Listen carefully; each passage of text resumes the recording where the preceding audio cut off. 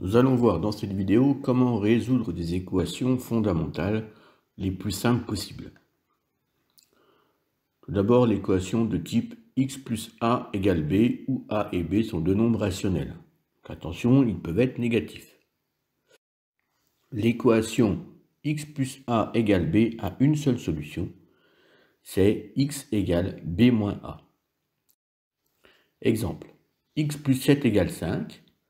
Cela nous donne x égale 5 moins 7, c'est-à-dire x égale moins 2.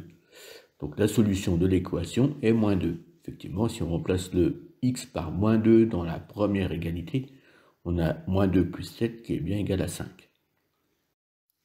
On remarque que la disposition et la présentation d'une équation, d'une résolution d'équation est particulière. On aligne les signes égales verticalement et on passe de ligne en ligne. Deuxième exemple, x moins 6 égale 9. Ici, en fait, on a x plus moins 6 égale 9. Donc, on applique la propriété et on écrit x égale 9 moins 6.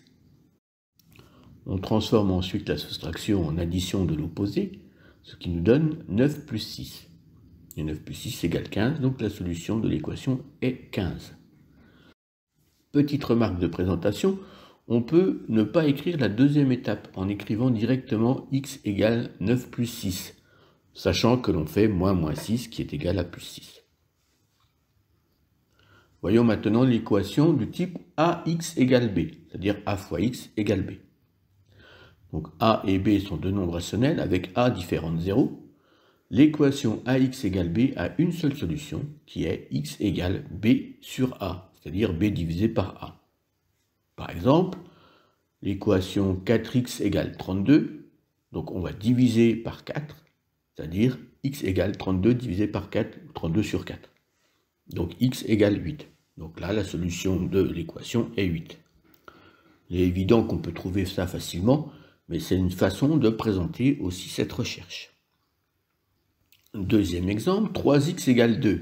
Donc la solution, c'est x égale 2 sur 3. 2 sur 3 n'est pas un nombre décimal, c'est un nombre rationnel non décimal. Donc on laissera l'écriture sous forme de fraction. Donc la solution de l'équation est 2 tiers. Dernier exemple, un peu plus complexe, avec seulement des fractions. 5 quarts de x égale 15 septièmes.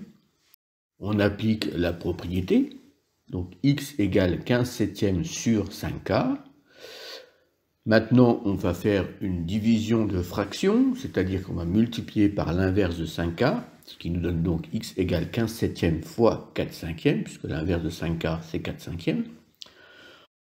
Ensuite, on fait la multiplication de fractions. On peut décomposer 15 en 3 fois 5, ce qui nous donne 3 fois 5 fois 4 sur 7 fois 5, et on peut simplifier par 5. On a donc 3 fois 4 sur 7, c'est-à-dire 12 septièmes. Donc, la solution de l'équation est 12 septièmes.